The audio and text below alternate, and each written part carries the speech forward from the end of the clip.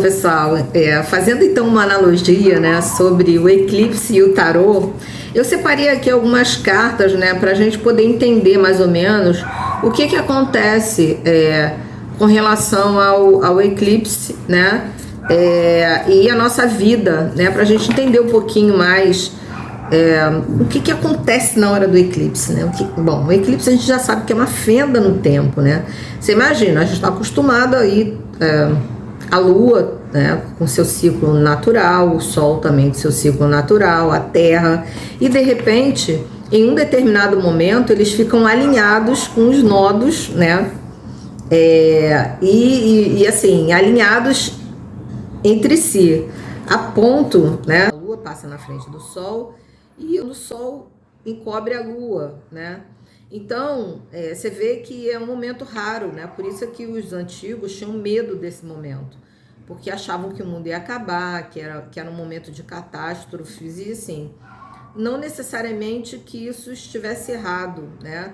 Mas não necessariamente que isso vai acontecer. Eu sempre falo que a astrologia ela não dá previsão, mas ela dá possibilidades, né? Então a gente nunca deve descartar as possibilidades que a astrologia apresenta, né?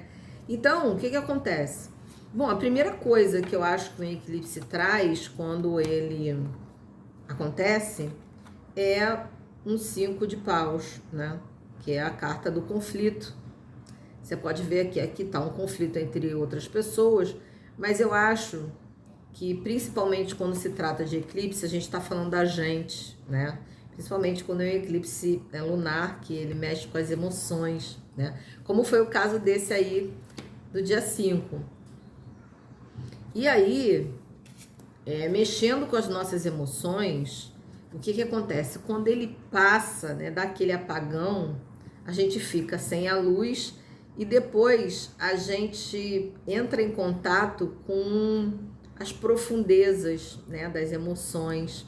Então eu destaquei a Lua, né, porque a Lua ela traz ela tem alguns mistérios, né? E quando tem o eclipse, ela acaba revelando alguns mistérios. Algumas coisas são reveladas pra gente.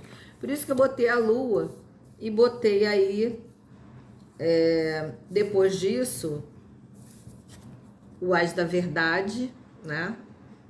Que é o As de Espadas, que eu acho que o eclipse ele sempre traz uma lucidez depois do caos, assim, da gente ficar um momento meio que perdido.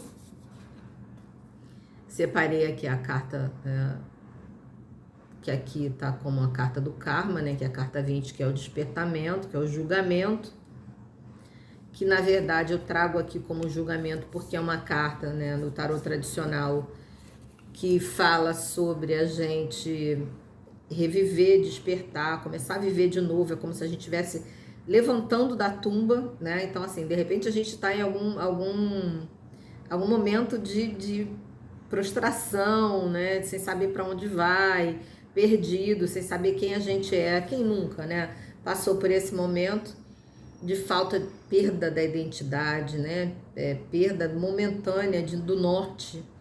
E de repente, com essa questão do eclipse aí, a gente pode ter uma sacudida e vir à tona determinados assuntos, determinadas coisas, até mesmo em relação às nossas emoções ou fatos externos que vão trazer a verdade pra gente, a gente vai despertar. Tipo, a gente vai ver que aquela visão que a gente tinha em relação a alguma coisa não era uma visão real, né? Que era uma visão ilusória. Isso tem muito a ver com a Lua, né? Por isso que eu trouxe depois da Lua o As de Espadas, que é o As da Verdade, e essa carta 20, que é a carta do despertamento, que em outros tarôs aparece como uma pessoa, como um anjo tocando a trombeta, tipo, acorda pra vida, que você tá morto em vida, né? E a gente acaba acordando. E aí eu trouxe a carta depois da carta 20, né? Eu trouxe a carta da morte, que é a carta da transformação, que não tem nada a ver com a morte em si, tá aqui a lápide de tudo, mas fala, né, da questão de você se transformar, né, de você renascer, de você se reestruturar, de você se reinventar. Essa carta 13 é uma carta muito forte, que é uma carta de transformação mesmo. Uma carta que traz o quê? Possivelmente um novo homem para um novo ciclo, né? Então, o eclipse é óbvio que ele não... Às vezes ele não mexe tão contundentemente com a gente, a ponto da gente sair e pegar com a nossa mochilinha e levar, porque o louco, ele fala sobre isso. Primeiro que ele tá indo muito bem, obrigada, né? Ele tá indo num novo ciclo, assim, alegre, né? Você vê que a roupa dele é colorida, que ele tá leve, ele tá levando o cachorro, que é o símbolo da amizade. Ele tá levando na mochilinha dele a experiência dele, tudo aquilo que ele angariou nessa volta que ele deu e que agora ele tá começando de novo, é o que importa, são os valores e a experiência que ele traz. Traz algum objeto de defesa, né? E aqui você vê que atrás dele, né, tá assim, tá amanhecendo, então é um novo ciclo mesmo, uma nova vida, e é bem legal isso. Então eu acredito, né, nesses eclipses assim, que algo realmente acontece, né, para dar uma sacudida na gente. 6 meses antes ou 6 meses depois, a gente já começa a sentir os sinais, algum acontecimento, alguma coisa que mexe com a gente, alguma coisa que faz com que a gente saia daquela zona de conforto, né? Para quê? Para remontar a vida, para fazer alguma coisa diferente. Naquele ponto, né? Que aí entra a astrologia, aí entra o seu mapa astral, né? Para ver onde que aquele eclipse, em qual casa ele vai estar batendo, enfim. Onde que esse aspecto do eclipse vai estar passando no seu mapa natal, onde é que ele vai estar mexendo com você, entende? Então, é muito importante a gente entender que a gente não foge, né? Porque é impossível a gente fugir de uma tempestade, né? A não ser que a gente esteja em casa. Mas se a gente precisar sair para trabalhar, se a gente tiver na nossa rotina normal, a gente vai precisar levar um guarda-chuva, né? A gente vai precisar montar um plano para poder viver naquele período, né? Que tá chovendo, tá dando trovão, raio e tudo. E é isso que eu acho que acontece na vida da gente, né? A gente não tem... um evento que provoca, né, algumas transformações e que a gente precisa ficar atento, né? Em qual área da nossa vida esse eclipse vai estar mexendo com a gente. Então, olha só, eu espero, né, que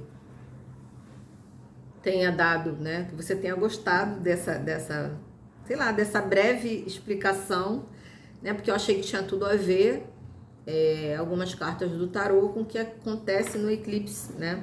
Queria saber de você, se você concorda comigo, se a explicação que eu dei fez sentido para você. Se você tem alguma dúvida, deixa aqui para mim, tá certo? E uma ótima semana para você, aqui para mim, que eu vou querer saber, tá certo? Fala para mim se fez sentido.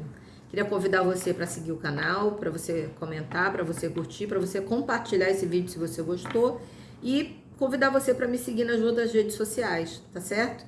Tá aqui no link todos os endereços das redes sociais para você me seguir, tá certo? Um beijão no teu coração e até o próximo vídeo. Tchau, tchau!